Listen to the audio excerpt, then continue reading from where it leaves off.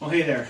It's January of 2019, and I've been thinking about topics to talk about outside of technical items. There's always new things that come up in the tax news or industry news that inspires me to have new content, but some of my best content that came out in 2018 were things related to the accounting profession and my advice to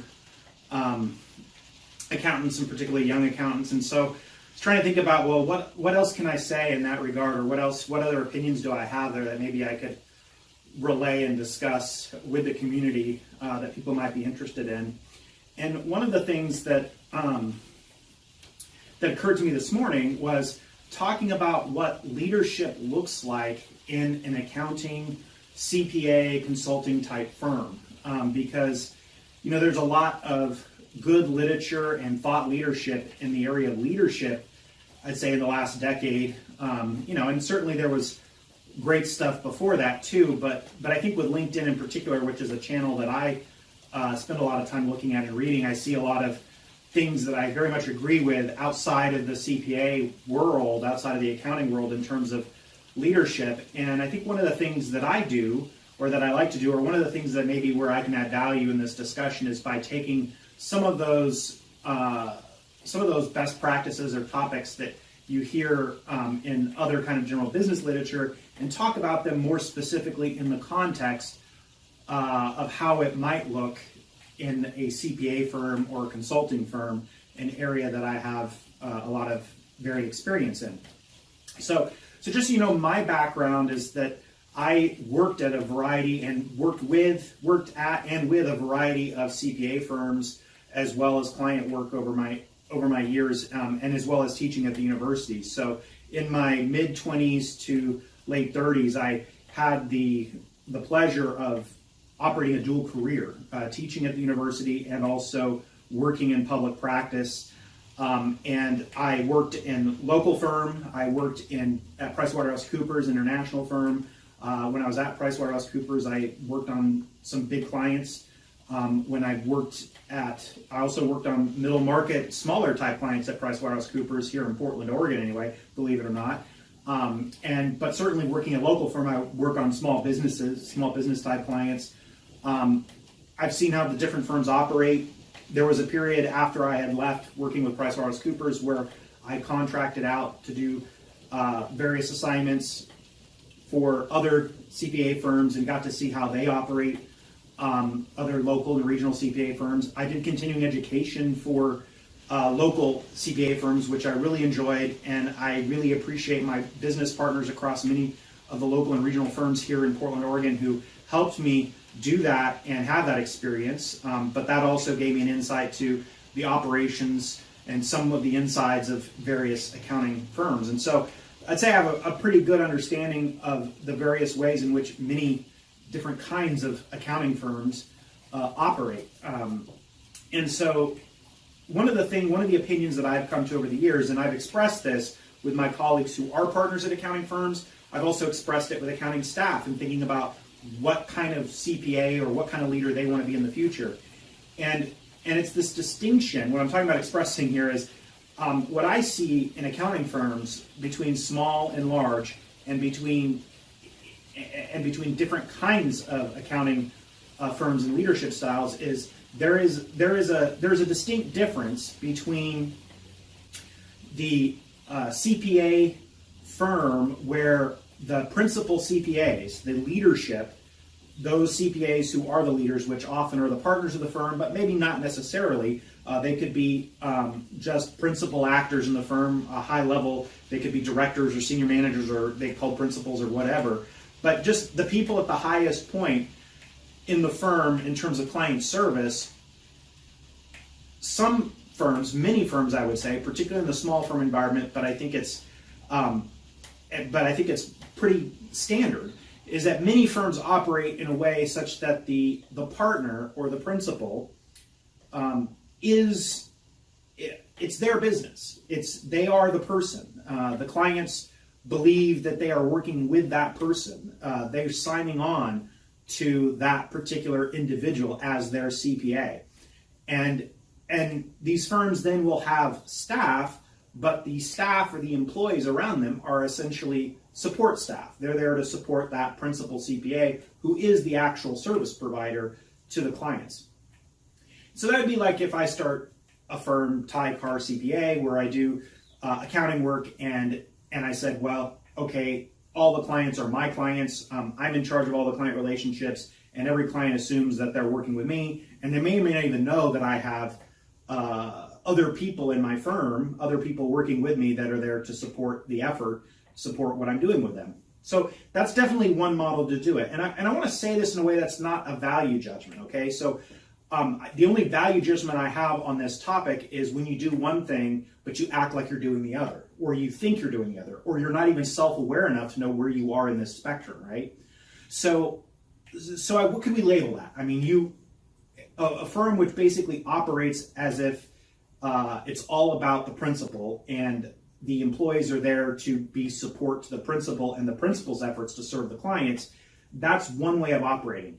And there's a certain amount of the way our profession is organized that kind of promotes that to some extent, right? I mean, let's face it. I mean, some of the services we provide as accountants, particularly if they're complex compliance-related services, require a lot of experience, and the principal accountant whose name's in the firm may be the only one with that kind of complex experience in any particular firm. So again, I'm not putting a value judgment. I'm just saying that's one way in which you see people operate firms.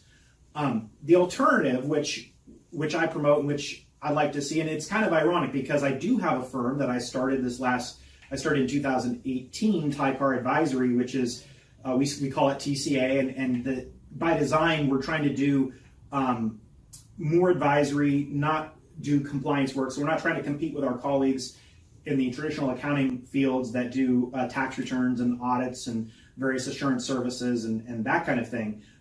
We provide advice to our clients on a variety of accounting related topics. So there is some crossover, but it's a different model.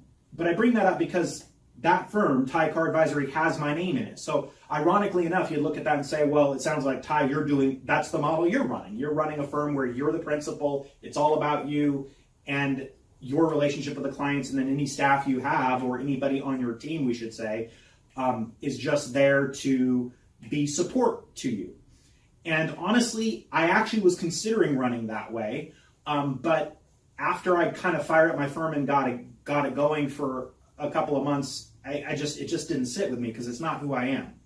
And it's not who I've been for years in working in public accounting and working with teams.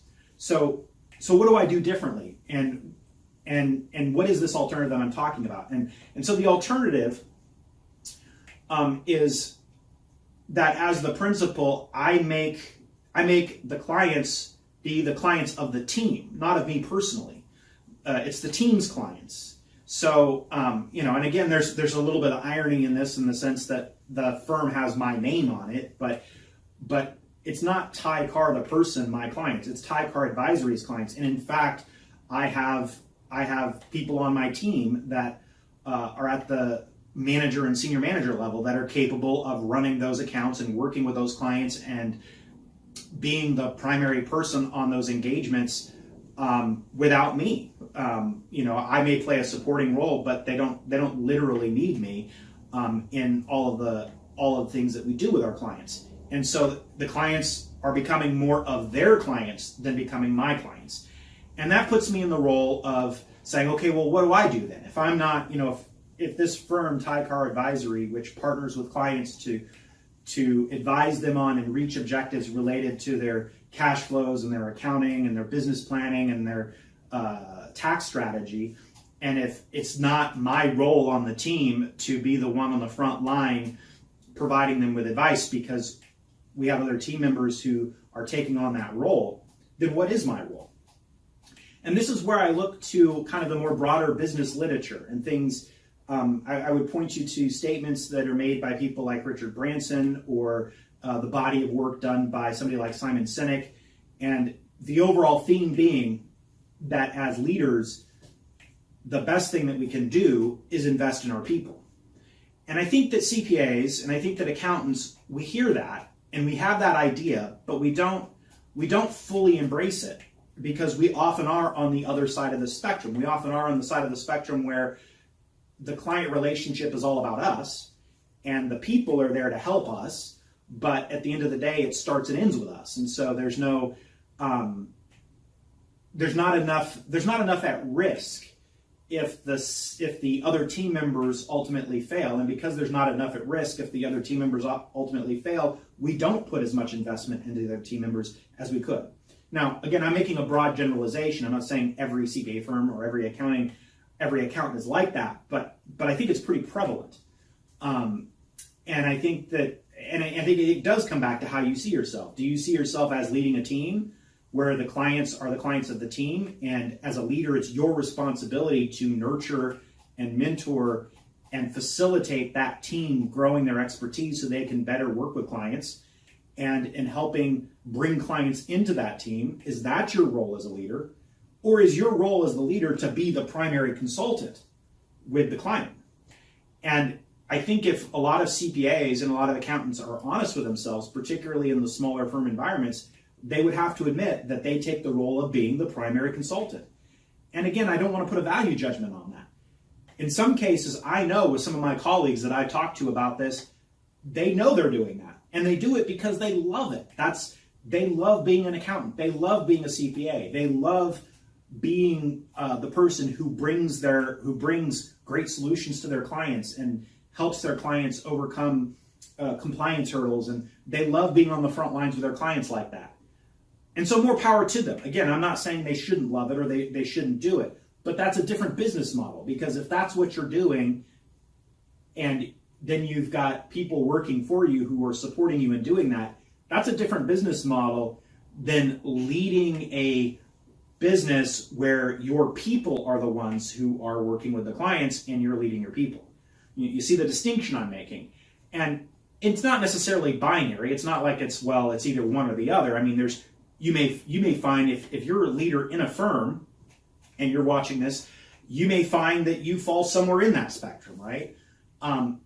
I think with small firms, though, what I notice is that it is more bimodal, that it's not that people often aren't in the middle. They often are kind of clearly on one end or the other of this.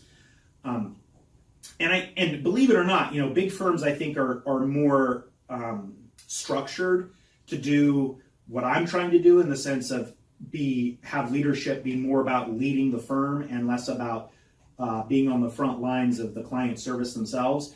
But I have seen, working in a big firm, I have seen CPAs who were at the partner director level who very much operated that way, and the big firms will facilitate that to some extent as well. So it's not necessarily a big firm, small firm issue. I think it's easier to become a leader of people and kind of be in the background in a bigger firm than it necessarily is in a smaller firm, just by the sheer structure and math of it, right? I mean, if you're a small firm of only one person, like when Tycar Advisory fired up and it was just me, of course I was the one providing the primary consulting to clients, because there was no one else to do it. But now as I'm growing and I have team members, I'm changing my role, and that's one of my goals for 2019 is to really move this direction, to really be in a position where I can provide guidance and leadership and mentorship to my team, and let my team have that role of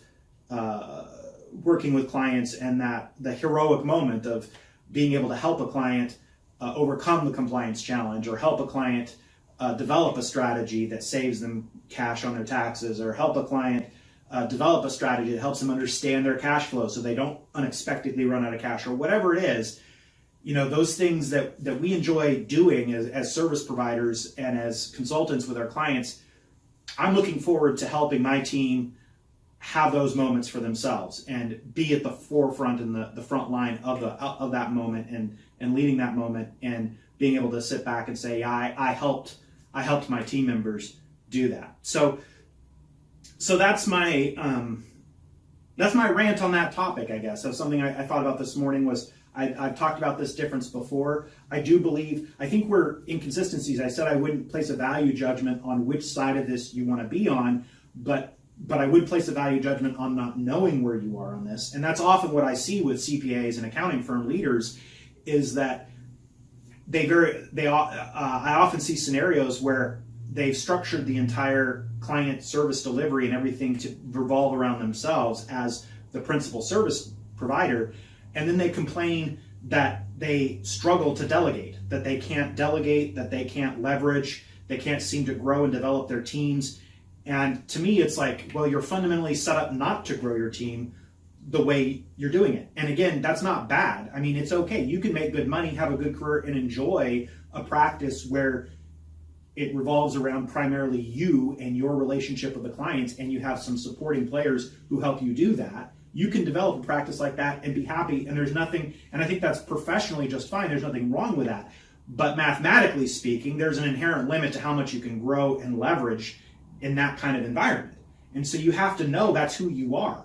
If you don't even know that's who you are, and you're sitting there talking to your firm about how you're going to grow and how you're going to hire more people and you're going to leverage more and you're going to delegate more, but everyone can see that you're not the person who would do that, you're creating an inconsistency for yourself. And that part, I would say, I don't think is a good idea. And so I think you can go either way with this, but you have to know what the natural implications of that are. What makes you happy? What is it that you actually want to do with your career and professionally?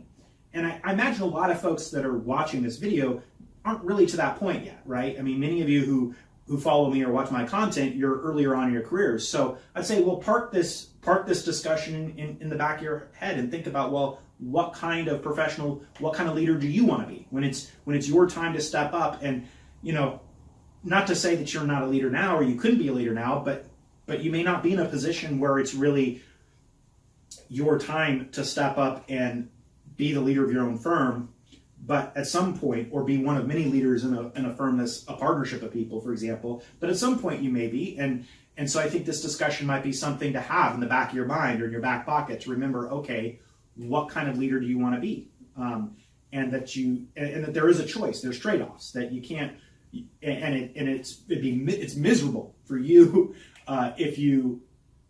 if you are really one kind of leader, but you keep talking about and thinking you want to be a different kind, and you don't understand the difference between the two.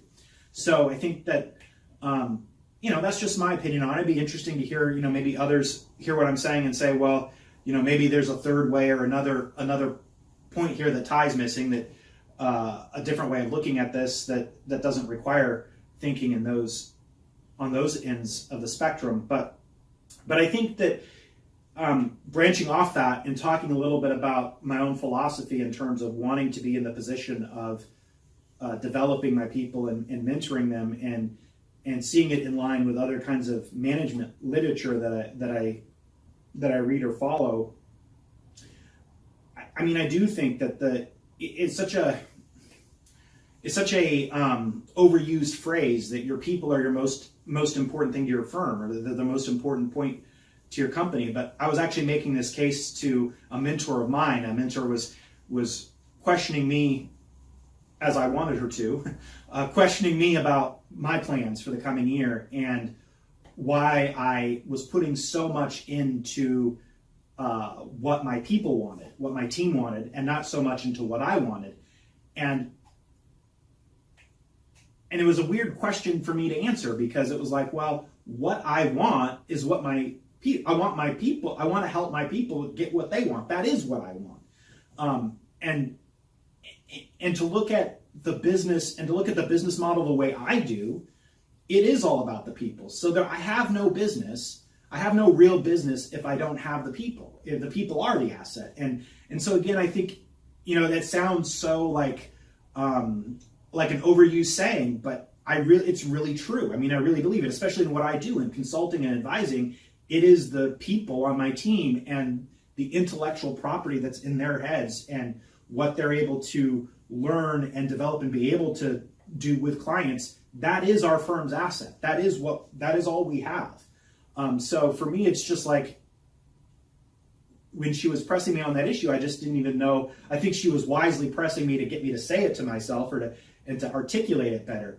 But yeah, I just didn't even know where to go with it, because it just seemed so obvious that, of course, it's about the people. It's not about me. I can I've developed a lot of expertise, and I guess, not to try to be too arrogant about it, but I've developed quite a bit of expertise over the last 20 years, and I can keep developing my expertise, but that can only go so far. And I think it's more fun, personally, for me to develop my expertise with the purpose of using that, synthesizing that into more knowledge for my team that can be used in a broader way as we partner with clients. So that's the way I think about it. Perhaps maybe I'll do another video later if I can think of more ways to say this point about how important it is, and not sound like I'm just beating a stereotypical drum about, oh, people are important, and really make the case for why it is. But what I've tried to do in this video, what I've tried to do here to kind of put a close on this is take that kind of commonly said business advice and put it in the context of an accounting and consulting firm,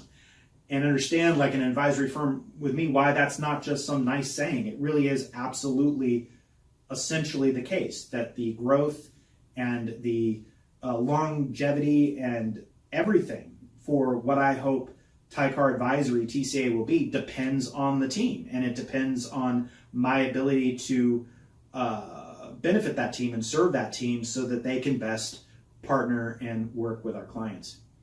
All right, well, yeah, it's kind of a rant, but that's it for now, and I hope to talk to you all more as we move into 2019. Thanks.